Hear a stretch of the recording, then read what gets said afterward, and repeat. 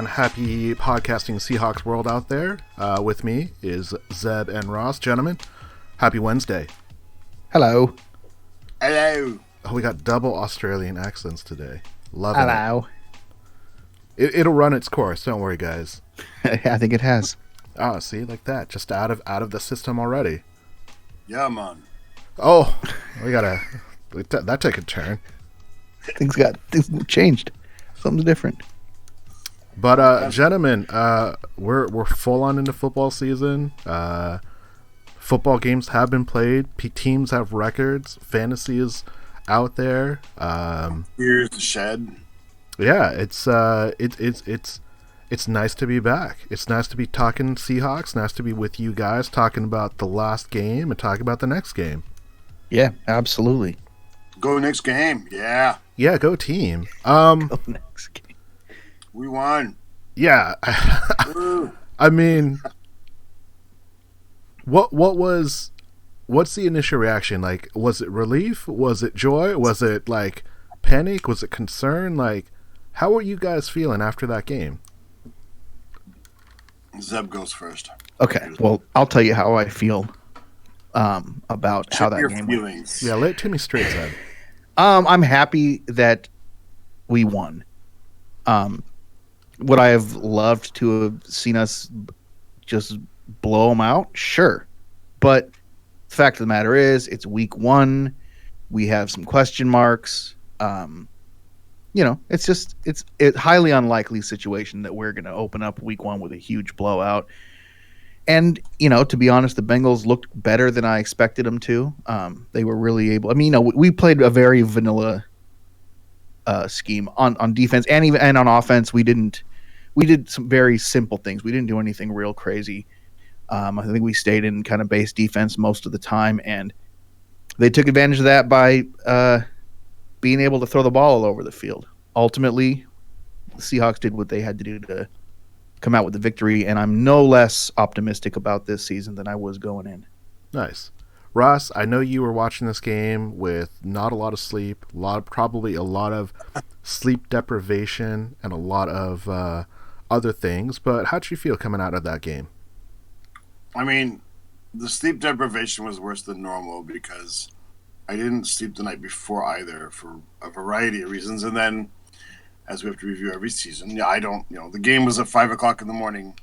I worked until 2 o'clock in the morning. At 2 o'clock in the morning, I watched the early games. And then at 5:05 in the morning, I watched the Seahawks game. So, yeah, there was some sleep deprivation going on. And because of that, I sort of wondered the rest of the week if I watched the same game as everybody else, because Seahawks Twitter and Seahawks fans and even our own Birdfinger, man, everybody had exactly the opposite impression that I had, and I was kind of worried about it. Like, am I on drugs or what? What's in my IV? Did you power through and watch the early game, the Seahawks game, and then the double back-to-back Monday night games? I watched the first one. Okay, so I went to bed at noon, and I woke up at 2 because I had to go to dodgeball. Man, you got to get to dodgeball. It's important. I had to wake up and eat and shower and look like a human being again. So yeah, I stayed up literally all night into the day watching football. I told myself I would sleep at 9, but I couldn't. But anyway, about the game, I don't know. I mean, we sat here and gave predictions last week, but the predictions, kind of tongue in cheek, not tongue in cheek, but they weren't super realistic. You knew it was going to be a struggle. I would say my predictions were more about hopeful, like what I want to see versus what maybe realistically could happen. Exactly. And I don't know, I was a little. I mean, as a fan, you're kind of like, why can't we get more offense going early? But I don't know. I don't know. It's the Seahawks. I've watched Pete Carroll coach teams for 10 years now, and that was a Pete Carroll coached win, right? I mean, people are like, why are we letting him run up and down the field like that? I'm like, you've watched Pete Carroll teams before, right? You remember the Super Bowl we won 43-8, but Peyton Manning set a record for Super Bowl completions, right? Right. People remember that, right? I mean, that was 43-8. The completions don't matter. They literally don't matter. Right. If there are no points attached to your yards, then what's really the goal, right? And it really shows to me, like, I'm going to take a shot at some people. It shows to me like how much the analytics people only pay attention to the analytics that they think are important, because there's all these numbers out there that show like if you are just passing and that's quote unquote more efficient, but eventually you will make a mistake. Right. Like the percentage that if it takes you 20 plays every time to drive down the field, that means like if you make a mistake on 5% of them, one of those plays you're going to turn it over, or you're going to have like a drive-killing penalty, or you're going to do something dumb that's going to end your drive. And so, yes, the Seahawks consistently, again and again and again, will allow 300 and 400-yard passers, and it doesn't matter because you don't win games with yards. You win games with points. And that's why the Seahawks want to take the shots. They want to run and run and run, which are low percentage chances of something bad happening. And then they want to have as few passes as possible, but high-impact ones, so that they don't expose themselves to mistakes, and they get the points. That's how you win the game, is with the points, right? Not with the yards. But it just felt like the whole world was going crazy because we didn't kill it on everything else. I'm like, they're going to shorten the game, and then, I mean, Pete Carroll, I had somebody doubt this last week. Pete Carroll literally has said to reporters, literally like, I don't care about that stuff like starting fast and starting early because it doesn't matter. All right. Well, let's save that for topic number one, because the Seahawks win a nail-biter down the stretch, come away with a 1-point win against the mighty, hold on, let me check my notes, Cincinnati Bengals. All the Seahawk fans breathe a sigh of relief as Seattle retains its undefeated record in home games in September under Pete. The Seahawks did just enough in all phases, but nothing was overly impressive except for some of the new Seahawk player debuts. Now the Seahawks move on, face the Pittsburgh Steelers for their first away game. This is Hawkscast podcast brought to you by the Hawkscast Forum. And Ross, I want to keep you on the roll here. Sorry to pause you up, but topic number one, why do the Seahawks always start so slow? Because that's the plan. Not like, I don't think I'd Pete Carroll saying like, no, we can't score in the first quarter. But on defense, it's all about, like, I mean, I thought it was perfect. This week, he actually used the phrase rope-a-dope, and I don't know if anybody out there is a boxing fan because boxing kind of sucks now. Like, rope-a-dope is, right, like when you let the guy kind of pummel and burn himself out on you. And, right, it's taking the body shots that you can take because you have the stamina, the durability right. to eat those up because you've got something laying in the wing for them later on. Yeah, like post-peak Muhammad Ali, like letting the people like burn themselves out, just punching them. And then when it matters, then you come alive.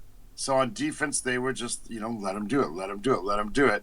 And eventually they're going to make the mistakes. And on offense, it's let's just keep it simple, see what they're going to give us, see what we can take from them without exposing ourselves too much. Play within yourselves, realize you're missing your left guard, realizing you're studying a rookie wide receiver, and just go. I don't know that they do start so slow all the time. I feel like that's the stereotype we have from a couple different seasons that were really bad like that, but we can't be starting that slow. Last year, the second half of the season, we were scoring 30 points a game on average. So we're not starting that slow. I mean, it just feels like it sometimes. And this game we did for sure, but it's a feeling out process, especially this season. I mean, this is the first preseason where Russell Wilson didn't play at all in the first game. So it feels almost like practice. How many of those guys have actually played together as a unit? Together, like that particular unit? Not much. Right. True. So I don't know. I think it's just part of the plan. I mean, I don't know. I don't, because again, I don't think it's a point of emphasis to like get a lead. I think the point of emphasis is to like let the other team burn themselves out and expose their game plan and react to you. I guess I sort of got in an argument with key people over keeping the base defense out there, and I'm like, they don't care. Yes, they're going to give up all these passes, but if you don't give up the one bad touchdown at the end of the half, and if we hadn't had a penalty on a fourth down, then we're 2 plays away from like having only let them score 10 points despite staying in base defense 75% of the time. Yeah. That's pretty good.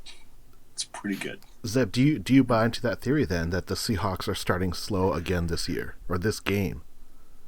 I think I think Ross is bang on. Actually, I think it's the first part of the game, the first half of the game or thereabouts is definitely they're feeling things out.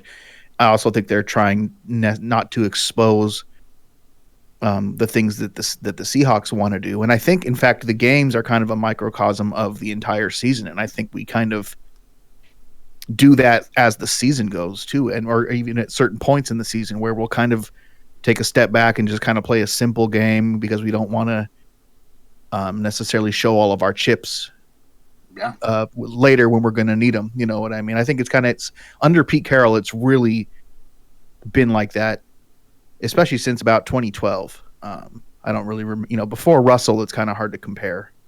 But yeah, I think the whole, can we win the game in the first quarter? No, that's legitimately Pete's strategy. It doesn't, nothing until the end really matters. So I'm pretty used to the slow starts. They're still frustrating, but they don't bother me as much as they used to. I still expect a tough game that we ultimately win in the end most of the time, and that's the way it's been. I think if anyone started slow, I would say the offensive line in pass protection and run blocking looked really, really sluggish. There's so much inconsistency. I actually thought that Chris Carson did a great job in pass protection, so I really like seeing him out there. But there's definitely a lot, I think, to be desired. And like you guys were saying, the Seahawks themselves, they're not trying to win with the most points. They're just saying, we're going to do enough to win. And it's almost as if it's the opposite of a Bill Belichick offense, where they're going to do everything they can to maximize and take as many opportunities as possible and just like score. We're gonna create this game plan that attacks your weakest point. Where the Seahawks are more about like conserving effort, trying to stay in a base, trying to stay in their traditional style format, and say, no, we're gonna do us, and we know this is enough to beat you, and that's how it goes. And then we see those in like the really close losses where too many penalties or one bad play like just flips the script. And in this game, it was really unique because Seahawks led in turnovers. They did not lead in anything else though, like other than rushing yards and points and turnovers. I don't think the Seahawks led in any category in that game, which is maybe frustrating if you're like really into fantasy football and you're really looking for people to get yards and points and score, but that's just not what the Seahawks are interested in. And Ross, you kind of alluded to this earlier, where Pete Carroll basically will come and say like, yeah, I mean, that's what you guys want, but I don't want that. This is Pete Carroll, this is Seahawks football, this is what I want, and I win. That's almost the way that he kind of like empathetically says like, you guys are worried about the wrong things. At the end of the day, we won. And it doesn't matter how you win. We won, right? Right. And a quick shout out to Birdfinger here. He says, "I lost my freaking mind watching Dalton look like a Hall of Famer." LOL.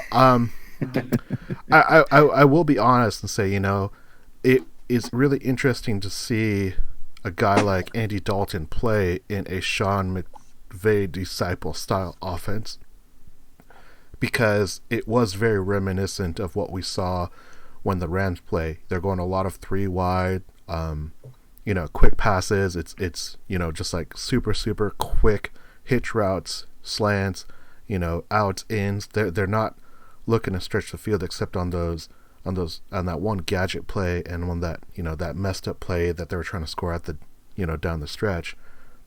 But I was, if I'm going to say that I'm worried about anything, it might be that, because I don't know if this base defense is set up to protect the field the entire time. It worked against the Bengals. I don't know if that's going to work against some of the teams that we're going to face down the stretch. But they won't be doing it down the stretch. I mean, this week, they don't have a nickel. This past week, they didn't have a nickel cornerback that they trust. That's reading the tea leaves. There was nobody they trusted to put out there. So it just became a matter of, would you rather have Michael Kendricks on the field, or would you rather have a cornerback in the slot that you don't trust? Right, and that's a decision. Do we trust our safety to play that nickel position and keep an extra linebacker on the field and maybe go cover 1, or do we go cover 3 with a nickel underneath? So they mostly went cover 2 and they did some cover 4. And then they were just like, you know what? The 3 linebackers are really, really fast linebackers. So, Right. and they're playing a zone. They're not playing, only the guys in that had played man. So it doesn't kind of matter. Michael Kendricks is a much better football player, no offense, than Akeem King. Yeah.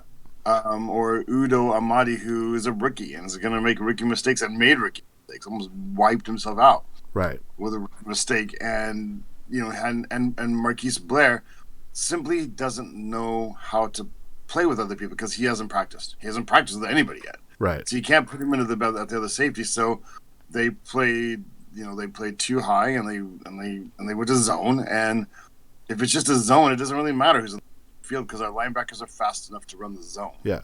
And just let them give them. And if they want to run 4 and 5 yard passes all day long down the field, go ahead. Because if you run enough of those, eventually you're gonna F it up, right? 34 yards. That's the amount of rushing yards the Seahawks gave up, and they had a concerted effort to say, we're going to let you pass all day long, but we're going to make you one-dimensional, we're going to stop you. Seahawks had 5 sacks. Like, it seems like kind of a sneaky 5 because they didn't happen. Like, they were just spread throughout the game. But I want to ask one question here real quick before we move on to topic number 2. And if you had to give a player of the game, who are you giving it to from that Bengals-Seahawks game? Ross, who's your Seahawk of the day in that game? Clowney. I want to give it to Quinton Jefferson, but I feel like Clowney's presence was partly what allowed Jefferson to elevate his game. Zed? And it's a beautiful thing, isn't it? Yeah. Yeah. I don't want to I don't want to give myself over to hyperbole, but I really did agree when I was listening to Brock earlier on 7:10 a.m. this week. He said that without Clowney, we probably lose that game, and I think I agree. Yeah, he was so busy and he was so effective, and they had to account for him, and when they accounted for him, it left so many opportunities for other people. Zeb, who's your game ball? Who's got the? ball? I literally have to agree. I feel like just him being there made such a difference. It just elevated everybody on that line. And to think about who we're missing on that line at this point, that's I can't help but be very, very optimistic about it. If we get everybody back and healthy, it just looks dangerous to me, man. He opens up so many more things for everybody else. It's pretty exciting. Yeah, it's just game. It's just last thing. It's just one game, and so there's all the warnings about it's first game, be careful. But if that's really going to be indicative, that this trade could go down as like not just like for value the best trade ever, and it may end up being one of the most impactful trades ever. I think you guys are pretty much on this point, but I'm going to give the game ball to Bobby Wagner. I thought Bobby had a great game. He was amazing in stuffing the run. I really think that his play was beyond excellent. He made great tackles. He was everywhere you needed him to be. Maybe that's not like the sexiest thing, but I don't think that you guys are wrong either. But just to be a little bit different, I'm going to give Bobby some love. But let's move on to topic number 2 because we gotta talk about giving up 400 yards. We gotta talk about only getting 200 yards of offense and like 70 yards on the ground. And Zeb, I want to know, should the Seahawks look to make any roster changes after their offensive or defensive game we saw on Sunday? I mean, not like in any kind of panic mode or anything like that. Yeah, I mean, Pete and John, they've always got their eyes and ears open. They're always looking for something to do. They're going to make moves. In fact, they did make a move. We brought back Jamar Taylor, right? Yep. So yes, I think the Seahawks should definitely look to make some moves. But I don't think they need to do anything crazy. I think we got a lot of young guys who need to get some experience, a lot of potential there. And again, obviously the game plan that we went in with affected what was happening on the field and made it look maybe worse than it is. Maybe. Hard to say for sure. Obviously, we'll know more in the coming weeks, but they don't need to do anything crazy at this point. Let's just use the guys we got and see what happens. Ross, you make any roster changes with this team right now? Game 1? I think you'd have to trade for like Antonio Brown or That would be a good move. no, I mean I like where we're at. I mean that was how it went down. But like we said, we've got Ziggy Ansah coming, and in week 7 we got Jaron Reed. The safety situation. I mean, like they tried all offseason to replace T2. Let's be honest. That's what the draft was about. They took 3 safeties, right? 2.5. But there's nothing that's going to happen this week to fix that. They did bring in, like you said, Taylor, so that means they don't have to stay in base defense. They brought in a cornerback they actually trust with the keys to the car, right? They brought in that other guy. What was his name? For like a week, 10 days, and realized that's why he'd been cut. So now they get... the guy they traded for. Nickerson. Harry Nickerson. Right. Yeah, and now they're not going to have to give it up because they cut him too soon. So they don't have to give up the draft pick. And that guy, he was intriguing because of his speed, I think. But we cut that guy? I didn't even see that. Yeah, he got cut. And that's why Taylor's back. So Taylor's going to be the nickel back that they trust. And that means Birdfinger will feel happy because they don't have to stay in base defense all the time. Birdfinger pointing out that T2's got a hammy and didn't practice today. And Nickerson is on the practice squad.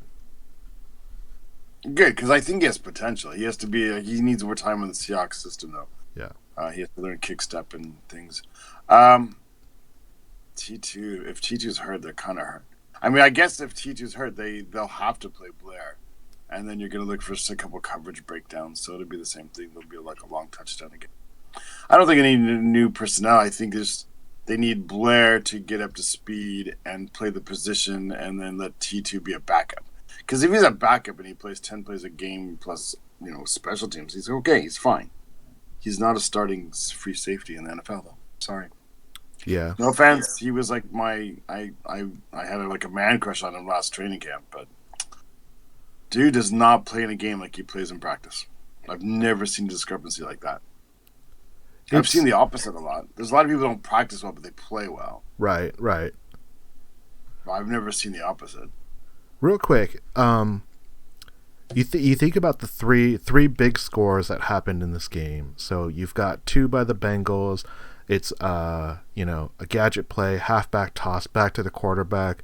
Kendricks is peeking in the end zone, and he lets someone slip by. He lets Ross slip by him, and it goes for the touchdown. I was by him.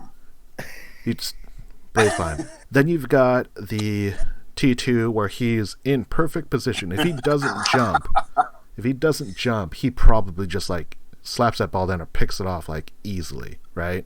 Like the dude, like maybe he just needs contacts. He has no depth perception.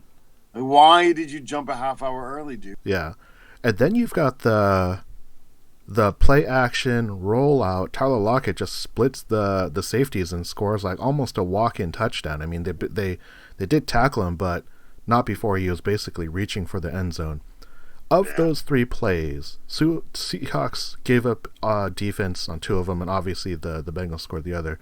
Of those 3 plays, I feel like the 2 Seahawk touchdowns that got given up can be coached a lot better than letting a guy basically run down the sideline or up the seam untouched for a touchdown, right? Am I... No, you're. I mean, like the Seahawks one is a legitimate like game planning kind of deal. Like they had doubled him a lot, and we just didn't look his way all day long. And again, I feel part of it's on purpose. You just set it up. You set it up. Right. And then once the guy on him starts to relax, going, hey, we've got him doubled. They're not going to look his way. Bam, touchdown. Yeah, but that's the whole body blow that you're talking about, and that was the go-ahead score. And it happened after a great play by DK, and we're going to talk about DK in a little bit. But I thought about that, and I was thinking about this topic, and what came to me is, like Zeb said, this is not the time to panic. The touchdowns that you gave up, a lesser team is gonna crumble, and a greater team is gonna take more advantage of what the Seahawks are doing. But I don't know if that necessitates like a huge change that we have to see in the roster. I feel like those are things that can get coached up. and I don't feel like there's like this huge push. The one concern that I did have is that I thought that Trey Flowers played a little bit poorer of a game than I would have liked to see for a second-year guy. Everyone was talking about no one knows what Trey Flowers' ceiling is, and that game did not help dispel the idea that he has this unlimited ceiling compared to someone like a Shaquille Griffin, who I thought had a great game on the other side. And it could be that because they were just attacking that side, he just got picked on a little bit more. But on both of those touchdowns, I kind of felt like if he plays it just a little bit more disciplined and doesn't like give up on the play, maybe he stops one of them. So that's the thing that I think really stuck out, but it's not a change that I want to make with the team. It's more of, these are things that I think we can coach up and get better at, as opposed to the Bengals defense. When they gave up that touchdown to Tyler Lockett, it was just like this amazing, well, that looked easy. Like, I guess we were just holding that in our back pocket all game until the fourth quarter, say like, well, now fourth quarter comeback, got to get up those stats. But I mean, you've seen that so often. Again, it's so Seattle. I mean, what was that game against the Rams a few years ago where they did nothing all day long? They never took any shots. They just got shut down. And then it got to the fourth quarter. There's like 10 minutes left, and we're going to come alive. And they threw the long bomb for the touchdown that's going to win the game. I mean, like, it's... I remember the Golden Tate touchdown where he's chatting away at the DB as he's scoring a touchdown. Yeah, there's that too. Yeah. I mean, like, there's just so many... They hold, like I've said, they hold stuff in their pocket, and then when it's time to use it, okay, we're going to pull that out now. And especially, you know, all those players, they're all professionals, but you're also a human. And, like, when you're out there covering a guy for 3 quarters and the ball's never once been thrown his way, you can start to relax a little bit. You can start to unconsciously feel like, you know, kind of start going through the motions. The ball's not coming to me. It's not coming this way. It's not coming this way. And then all of a sudden it's too late because it is, and you're watching Tyler Lockett go into the end zone. Right. Do you guys remember which one was the long one to Lockett that he dropped? That was in the, like, they had a chance to, like, kill more time, and it was the first play, and it just went into his hands and he dropped it. Yeah. It's so frustrating because, like... Uncharacteristic. Yeah. Now you're not going to get a perfect, you know, unless there's pretty high volume this season, they're not going to get the perfect passer rating on throws to Lockett. It's a ridiculous thing to root for, but we're all rooting for it. No, dude, I'm rooting for that. Because, like, do you know how epic that would be, like, if that went on, like, for 2 seasons? Like, that would never be broken. That would just be, like, people would talk about that. Like, deep fans would talk about that forever. Yeah. Yeah, that would be crazy. Yeah. I mean, there's still a chance. He only has 2 targets, so, you know, he's you 1 gotta for get 2. the volume up. You don't have to be like a perfect completion rating to get a perfect quarterback rating. So I think it's in volume. If they do it like 11 more times and he catches 10 of them, right, and 9 of them are for touchdowns, so he'll get back up there. Yep. All right, well, let's move along to topic number 3. This is the Hawkscast Corner, and a special shout out to JG from the Northwest with this. JG posted this on the forum at hawkscast.com in the podcast chat. He wants to know, Ross, with a franchise high of 89 yards in a rookie debut, is DK Metcalf the real deal? And I know this is important for you because you saw him in training camp and you were getting some shine and said, "Ooh, DK Metcalf maybe," but we didn't see him in preseason. First game, is he the real deal? Okay, I admit that on Monday night my time, Saturday like afternoon your time, I may have been on the internet looking at certain jerseys that were 14, and it wasn't Dan Fouts. Although I would totally love a Dan Fouts jersey too. He's legit, right? He's got the it factor, and I'm expecting 1,100 yards past receiving yards this year, and probably 6 touchdowns, and basically all of my predictions early in like May, June, July, double it, okay? Double it. 80 catches, 11 or 1,200 yards, 8 touchdowns, maybe 9. I was wrong. It's so good to be wrong about having weapons, though. Yeah, Zeb, I mean, we're going to talk about it a little bit more, but real quick, what was your take on DK about his game? Do you feel that that's like signs of the real deal? I think it's signs. Yes. After a kind of a discouraging, very small sample size during the preseason, it was good to see him come out and do what he did on Sunday. Still a very small sample size, but he really made the most of his opportunities, and he absolutely looked the part. And he, from what I've seen, he did not look like a rookie at all. He was getting pushed around, and guys were trying to bully him, and he just wasn't letting it happen. And he's a man out there, and he 89 yards is cool. It's great. Cool number. It's not amazing, but it's good. And for 89, the first, that's Doug Baldwin's number, right? For the first Brian Blades, for the first game of the season, for the first game of his career, I don't think you could ask for a much better start. So, yeah, super encouraging. God, him on offense and Clowney on defense. I haven't looked forward to individual players to seeing what they're able to do in a while. It's been a while now since, at least a few seasons since I've kind of felt that way about individual players. So, yeah, I'm really looking forward to seeing what they're. And it looks like Russell loves him. He trusts him. If they're able to develop that relationship, and Russell knows he can just throw the ball up, and DK is going to do everything he can to get it. It could be a beautiful thing.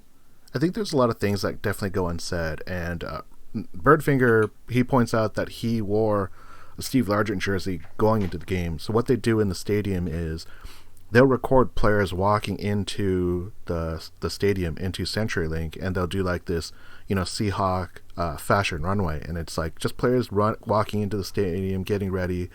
And DK Metcalf talked about after the game, he went to the team store, bought a Mitchell and Ness classic home number 80 Steve Largent jersey, wore that to the game, talked about the history, talked about how he looks up to what Steve Largent did and what that means to the franchise, wore that to the game, wore it in the post game. And if anything, like Birdfinger says, the Largent 80 jersey melted my heart. And the first thing when I saw that is like, oh, that's a level of respect. And I kind of want him to like wear a different wide receiver jersey every game because I think it'd be really cool. But it was just cool to see that. And then the fact that he was the only wide receiver targeted into the third quarter was crazy. You would think that if anyone that Russ is going to go to, it would be like a Tyler Lockett. It would be to a Jaron Brown. It would be someone who's gotten that ball before. But through three quarters, it was DK Metcalf. And I have a hard time trying to pick which of his catches were the most impressive. But I would probably say it was that 3rd and 5 where Russ just kind of lofted to him and he split the defender and he held on to a really tough catch, and it helped them. Like, that was like the second to the last play in the third quarter, and then the fourth quarter, that's when they scored the Tyler Lockett touchdown, I believe. Yeah, that was the most impressive catch for sure. And I'm trying to find a reason to think that he's not the real deal, because he drew a pass interference play. Russell Wilson wanted to go to him on kind of like a fade route into the corner. The DB had no shot, like well undersized against DK, and just kind of like maimed him. They got the ball in the 2, and I think Carson punched it in on the very next play. And there's so many signs that I think are really exciting about what this can mean. It's hard to temper that excitement and say, well, that's not the real deal. That's not what's going to be coming for the rest of this year. Yeah, it's going to be interesting to see what he does against, guys like Patrick Peterson and Aqib Talib and, even Earl. That could be a lot of fun, week 7 against the Ravens. Be definitely interesting to see how he does with some of those names that we know pretty well. Yeah, and the thing that's interesting is the one thing that DK has always talked about is there's not a player with my size and speed in the NFL. Whether that's true or not, or if you want to actually talk about the merit of that, is it is something that's really unique. And the fact that he got that go ball that was like was it a 52-yard catch that he had? Is that right? I want to say 46. 46. I mean, that was another, like, if there wasn't a safety, like, coming in, like, late, that's probably a touchdown, right? What's great about that catch also is that that's when the play had sort of broken down. Like, Russell Wilson's extending that play, and already first game as a rookie, he already knew what he should do. Right. He knew whether he should come back or he should go long. He saw it. He read the coverage. He knew, like, I got to go deep now.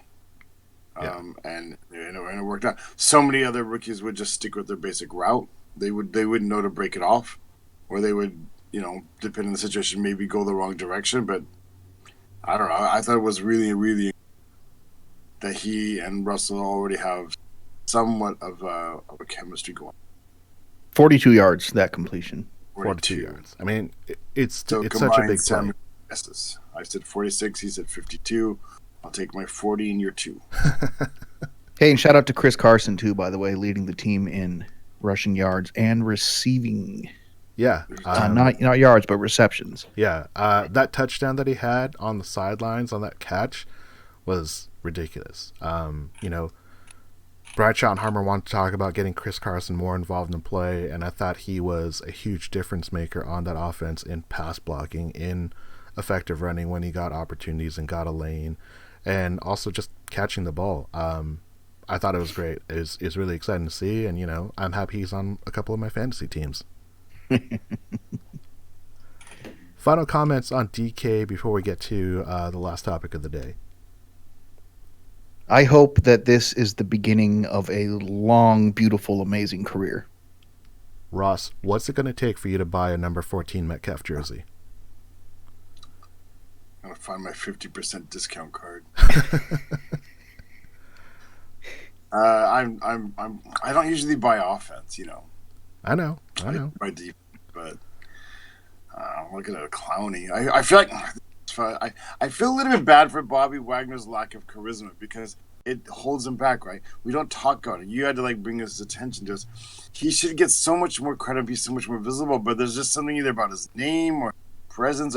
He's a great, great player. He's a super cool guy.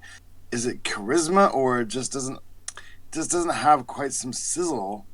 And so I'm sitting here considering buying Clowney's jersey, and I feel like I'm sliding Bobby, but I don't know. I've never actually considered buying Bobby's jersey somehow.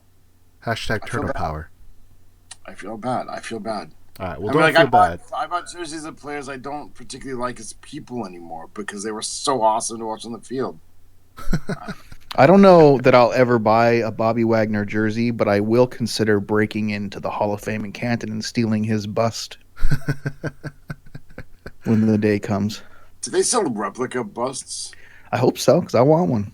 Yeah. That'd be cool. All right. It'd be a little creepy to have a bunch of half-size busts on your desk, of all your favorite. No, it's what you do is you turn it into the old school Adam West bat button where the head pops up and there's a button underneath. What you do with that button, that's up to you.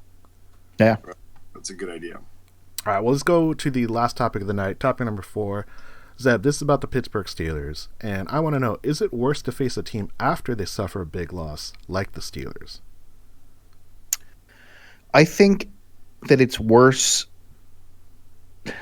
to face a team like the Steelers in Pittsburgh after a big loss like they just had. Some teams after a big loss are just broken. Other teams are proud and have a history of winning, and I think that's the kind of category that the Steelers are in. I don't think they're going to take that loss to the Patriots this weekend very well, and I think they're a better team than they showed, and I imagine that they're going to give us a pretty good game. 10 a.m. in Pittsburgh. I mean, I guess it won't be 10 a.m. in Pittsburgh. It'll be 1 p.m. in Pittsburgh, but 10 a.m. our time. The Seahawks in Pittsburgh. I think we're in for a tough matchup this weekend for sure. I think the Steelers are going to be looking very much forward to trying to get their first W of the season. Ross, what about you? Do you think that a Pittsburgh team is going to bounce back and, it's going to be their home opener and first Seahawks game on the road? What do you think it's going to be like? I expect them to play better, but I don't think it really has anything to do with last week. I think last week was last week, and I think everybody knows sometimes things just happen. You just have those, well, not everybody. Some teams seem to avoid it. The Seahawks haven't had that kind of loss. Pete Carroll's come to town, but usually, like, some teams just have like those weird games where everything seems to go wrong, and the other team seems to have like read your play sheet before you've called it, and whatever. I don't know. I think they're going to play much better, of course. I mean, but I just don't think it has anything to do with last week. I just think it has to do with, like Zeb said, it's Pittsburgh, and it's their home, and it's their record, and it's their I don't know. It's going to be a tough game. And I still think they take a little bit of extra joy in beating the Seahawks because of what happened way back in 2005. Man. All right. I do. I think they like it. It's like twisting the knife a little bit. They're like, "Oh yeah, you want some more?" I think it's also the nature of like the town. I don't know about the players themselves, but I feel like Pittsburgh, the city, is almost more like the opposite of Seattle, the city, than any other. Yeah, city. it's the fans, because Roethlisberger's the only guy left on that damn team who was there in 05. Right. Yeah. Once he's gone, I guess we can kind of, I don't know. Maybe I can no longer hate them. Maybe, I don't know. We'll see how it goes. Yeah. But again, it's the flavor of the town itself, right? Yeah, it's just a shit place to be. It's such a 1974 place to live. Yeah, I think you guys are both right. This is going to be a tough matchup for the Seahawks. It's a road game, 10:00 game. It's what has traditionally been a quality team. They didn't go to the playoffs. I don't think they went to the playoffs last year, right? No, they didn't make it. I think one of the things that you have to kind of look at with the Steelers is I question their ability to stay focused with the players they currently have on the roster. Their marquee player, obviously, is Ben Roethlisberger, who has a really, really, really, really negative history for a multitude of reasons. And we're talking about just his attitude on the football field. He's known throughout the NFL world as a giant diva who throws people under the bus, who throws his players under the bus, who's willing to take all the glory to try and play up his injuries to try and get more attention. And there's a lot of jokes about he'll fake an injury just to get a camera on him, and then like, oh, let me limp it off, and then all of a sudden 2 seconds later he's totally fine. I do question their mental strength coming out of all the drama that they had with Antonio Brown, even though he hasn't been on the team for like 5 months since the end of week 15 or 16 of last year. I wonder if that takes a toll, because I don't know what this Pittsburgh Steelers, they pass a ton, they throw the ball more than almost any other team in the NFL, but I don't think they've got this amazing all-world defense. They've got a good running back in James Conner. He's not someone that I would say is like the best running back in the league, but he does what they need him to do. He's obviously a really, really good player. And I wonder if this Pittsburgh team is starting to fall downward. I'm not really sure what defines it. I don't think of them as a strong defensive team. They're so far removed from a Steel Curtain team from the 70s, and that's nothing that they've been for the last few years. I don't think the Seahawks are going to have a great time in Pittsburgh, but I wonder if this is maybe what you would call a trap game for the Steelers, because they think, oh, it's a home game for us. We're play a team that we don't respect in the Seahawks, and it's going to be great. It's going to be easy. Maybe they get caught, on their back foot, and, Seahawks squeak one out. I think that's possible. I would definitely say this game more so than any other that's a likelihood. But we'll see. And also, I don't really like their coach. I don't know if you guys like Tomlin, but there's something about him. I don't know. He looks pretty good on Dr. House. He looks like Omar Epps. That's just what his problem is.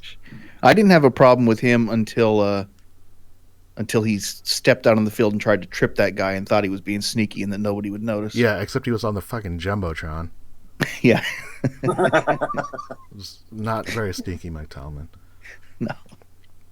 Well, I don't have a lot to talk about with the Steelers, but real quick, do you guys still harbor any ill will against the city, the team, or the players for Super Bowl 40?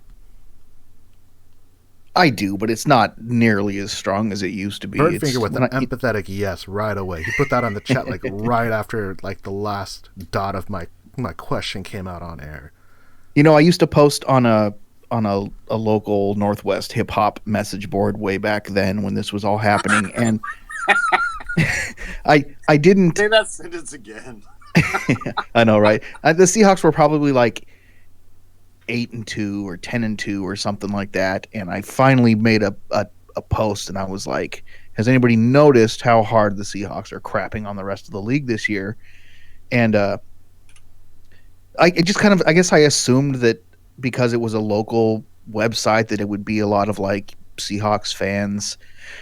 Then turns out the other guy who was like one of the main posters is a huge Steelers fan, born and raised in Pittsburgh. And it just turns into this rest of this season was just this nonstop back and forth between me and him. And he was a complete jerk about the whole thing and just an asshole. And it just made everything that happened so much worse than it would have been when I didn't have any Steelers fans that I didn't like. You know what I mean? Right. It made it so personal, and because of that, I think it lasted longer with me than it would have otherwise. But that's a fan. That's the fans. It's not the team. It's not the city. It's definitely the fans. It doesn't matter. It's all one. It's all, yeah, because that's like that.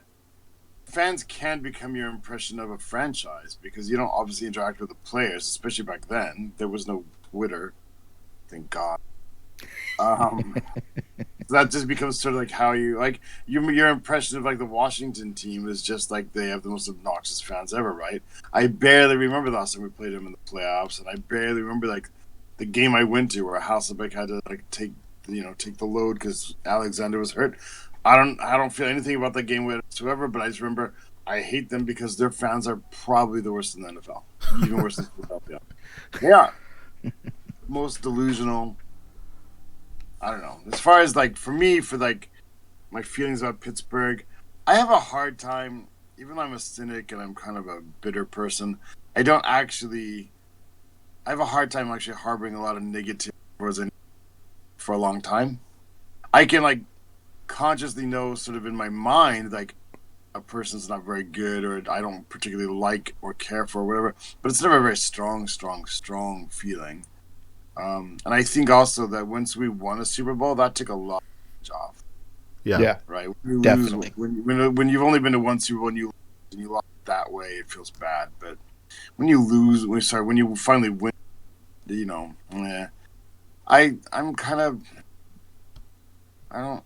pretty ambivalent about them. I don't like them, but it's not something I funnel any energy. So I can't get it up to hate or strong dislike. Every once in a while, when you walk into Tokyo, you see NFL jerseys. If I do see a Pittsburgh Steelers jersey, I'm just like, fuck that dude. I'm not talking to him. What jersey is he wearing? If you see a Pittsburgh Steelers jersey, what number? Who are they wearing? You know what I saw most recently? Maybe 3 weeks ago, I saw like a legit Lynn Swan jersey. Okay, I mean, if you see a Lynn Swan jersey, I gotta give a little bit of props to that because that's before my time. But even I know who Lynn Swan is. Yeah. Other than that, I think if you do see something, it's Roethlisberger or it's AB. Yeah, I mean, look what's. Yeah, the whole AB situation is just kind of like hilarious, and I'm sure the Steeler fans are probably feeling the same way. The number one jersey you do see in Tokyo, and there's not a lot. The one you do see the most often, if you take a poll, is Joe Montana still.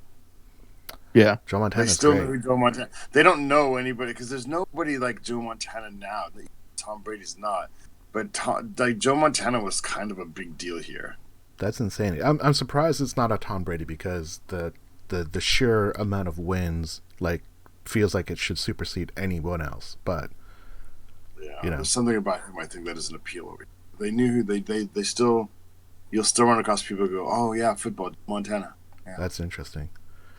Yeah, I mean, I'm kind of somewhere in between both of you guys. I don't harbor a lot of feelings. I kind of just don't really think about them. It's kind of like, oh, we're playing the Steelers this year. Oh, maybe I'll go check out some of their forums, see like if they're feeling really high about their team, and then if we beat the team, like I'll go sneak into their posts and drink their tears and take a little joint dab, and then I'll stop and move on to the next team. I actually have a coworker. Shout out to Eric. He is a Steelers fan, and I don't say anything negative to him because I don't want to make him feel bad. But he's a Steelers fan. I don't hold anything against him. He's not from Pittsburgh, but I think maybe his family is or something weird. But yeah, he has a throwback. He has a throwback Steelers jersey. Makes him look like a bumblebee, but it's all right. Those throwbacks are the worst. They're very ugly. They should go somewhere. They need to be in a different league with uniforms like that. They look like a prison jumper. WNBA maybe. Yeah. Prison league. An association. When you turn on the Sunday night or the Monday night game or whatever, and it's the Steelers versus the 49ers, who do you root for? One of them? Do you hope one of them wins over the other one? I probably would root for the Niners, not because I think that they're good or they're going to win, but I want them to have something, because I know deep down they're probably worse overall. Yeah. I went through 2 levels of hate with the 49ers to the degree I do. I miss the rivalry, so it's sort of a paradox, like, because of that most recent rivalry when Harbaugh was their coach, I actually want them to be good again. I don't think I valued it at the time, but it was really cool for a couple of years to have like a really strong rival that was relatively close. I mean, nothing's close to Seattle, but geographically, but it was pretty cool. Like when Kaepernick and Russell Wilson were like sort of rivals, and Harbaugh and Pete Carroll had that thing that went back all the way to the Pac-12, and it was cool. Yeah, I'm with you, Ross. So I kind of root for the 49ers to be strong again.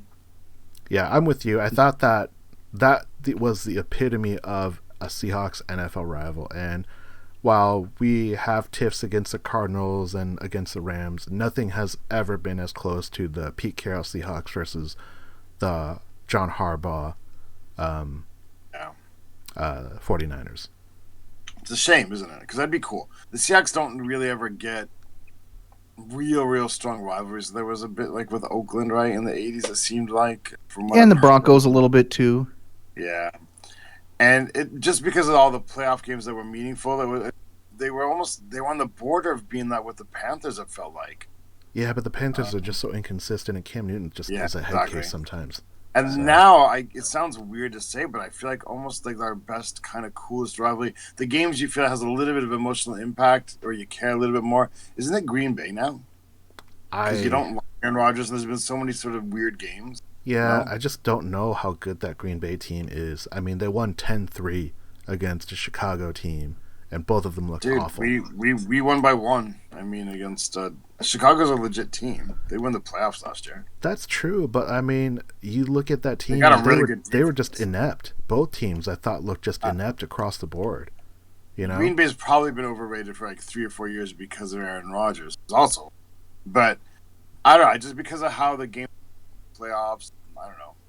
I feel like Green Bay is almost like our, I don't know, because do we have any other rival? Rams, I guess, but that should be, but it doesn't feel like it at all. I think it's one of those things that the teams have to consistently like actually wage wins and losses. Like you have to win on their field and they have to beat you on your home field. And next year it flops. And that's what it was with the Seahawks and the 49ers. It was like, we can't beat the 49ers in San Francisco. We can't beat them in Santa Clara. Like that's our problem. We need to get over that hump.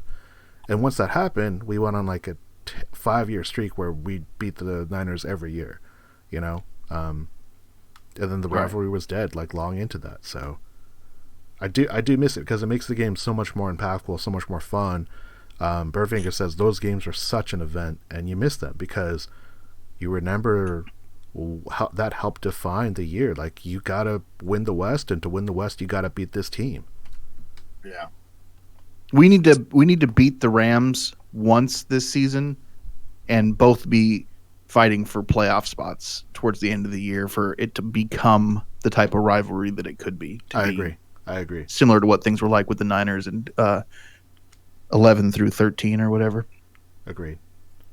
All right. Cool. All right. Well, let's move on to some predictions. Zeb, I'm gonna hit you off first here, and our first prediction is, what's your final score? Seahawks at Steelers. 27-20, the good guys. Cap. Ross. Oh, God. 24-23. I'm not very hopeful. Again, I think that it could be a good game. Maybe this is a trap game for the Steelers, but I don't have a lot of confidence because I still don't know what the Seahawks team is. I'm going to say 21-10 Steelers. Birdfinger is giving a 27-17 Steelers outlook. I like it. That's what I'm talking about. Are we all saying Seahawks? I'm saying Steelers win. Boo! Well, boo you. Yeah, I'm not confident. All right. So you're looking at 1-1. You're gonna be like Roethlisberger's springboard to the Super Bowl. And No, they're a shitty team this year. I don't think Seahawks haven't been 2-0 since 2013. Yeah. Oh, man. Zeb. Are they good? Are they good though? Are they? No, they're not good. But I don't know what team we are. Juju's no AB. He's pretty good, man. He didn't show up last week very well. Nobody did. He's pretty good. I don't think I mean, in a good sense and a bad sense. If the Steelers don't go at least 9-7 this year, I'll eat one of my shoes. Nice. I don't know, man. Like their division's pretty good this year. I mean, although we don't know what Right. The Bengals. I don't think like the Bengals.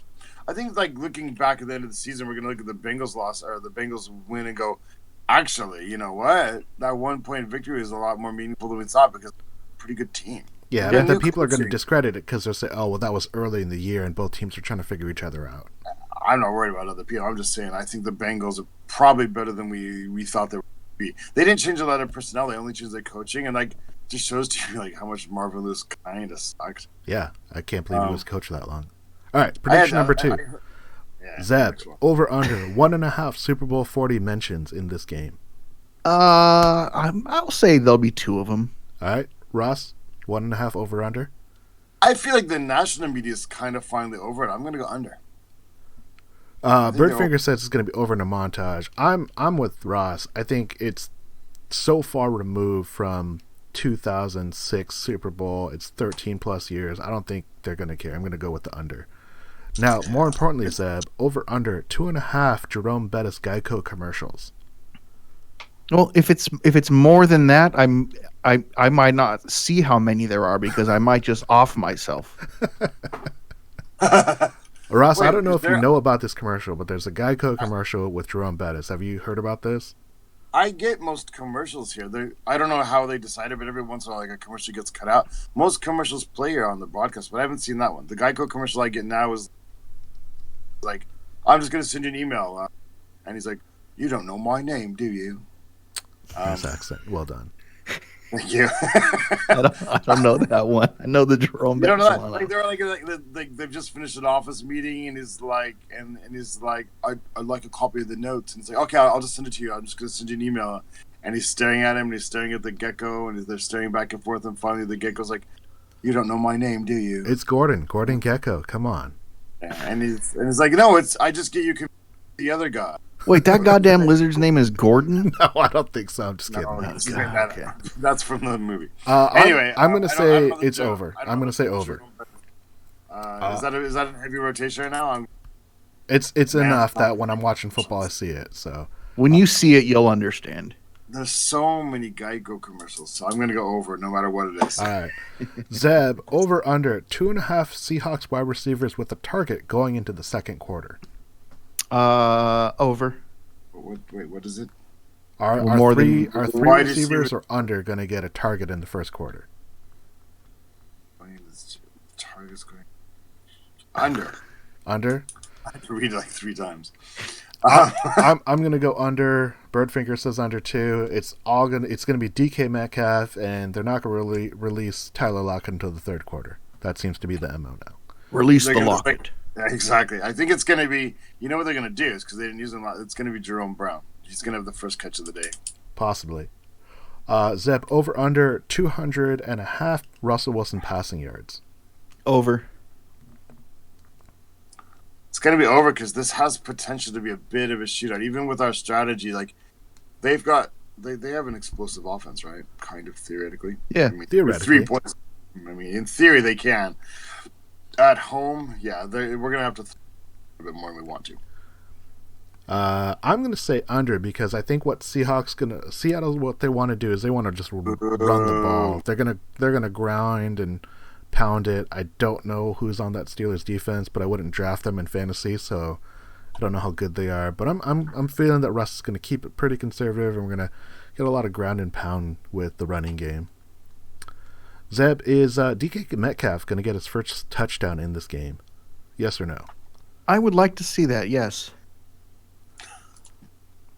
Ross is going to run and get a jersey if he gets a touchdown, so that's what we really if they should get it, have. I'm going to the game on second, and if I'm going to decide this game, whose jersey I'm finally going to buy. I'm years waiting for things to settle down. Yeah, because you don't, Ross, you don't have a current Seahawks player jersey at this time, correct? I do not. Okay. I do not. I had a clever idea and I made Steve Rabel, but I couldn't find any place to do it for anything even close to a reasonable price. I'm not $220 for Steve Rabel. Yeah. No offense. I'm going to say, yeah, I think Russ, because he already gave him that fade route, they're going to try and get him a touchdown. I think it'll be the one score, but I think DK's got that. And the final prediction, Zeb, are there going to be any changes made in the secondary, yes or no? Yeah. What do you say Really? about prediction? Well, Well, Safety, like we're nickel? gonna play the Taylor. nickel doesn't count. Nickel doesn't count. Base defense. Wait, what? Basically, the question is, are they going to switch out T2 this week? No. No. He had a relatively good game outside of the That's what Matty Brown says. play that should not be mentioned. I think Matty Brown's delusional in this one. I think he loves to. How smart he is sometimes. I think he's a cool guy, but no, he takes some weird angles on plays and he plays unnecessarily deep on others and like. Well, I know Pete mentioned Leno Hill probably getting some time here at some point, right? Yeah, that's He what says Bertinger said. competition, and he had won the spot. It was his job last season, and you're not supposed to lose your position to injury, but he did because you can't practice, you can't keep it. Right. So I mean, he's obviously would be favored to get it back. It's just he broke his pelvis. So I feel like Ross is a yes on this prediction. God, I think there needs to be, but I don't think they can do it this week. I don't think there's enough time. I agree with Zeb. Like if you're talking about the nickel, they will make the switch. In other words, that they won't always stay in base. They will use their nickel defense more because they have a cornerback now in the nickel that they trapped. So they won't mind taking either right or Kendricks off the field. All right. But for the base defense, I think it's still going to be T2 back there too, and I'm not happy. All right. I'm kind of with you guys, but for the sake of argument, I'm going to say they are going to make a change, and it's going to be a surprise. Marquise Blair is going to get some free safety love. Ooh. And gentlemen, that's our podcast. So shout outs. Shout outs to DK Metcalf for changing my mind. I'm a stubborn jerk. But, I'm gonna shout out DK Metcalf too. Let's do this. Let's do that. I'm gonna triple the love and add some love to DK Metcalf. I'm also gonna give a shout out to all the traveling Seahawk fans that are going to Pittsburgh. I think it's awesome if you get a chance to go out to that stadium. Not that I think it's anything cool, but show them some Seahawk traveling love. And check us out at Seahawks Podcast, Seahawks Forum on Twitter. Go to Hawkscast.com and go Hawks. Go to Hawkscast.com. Yeah, please.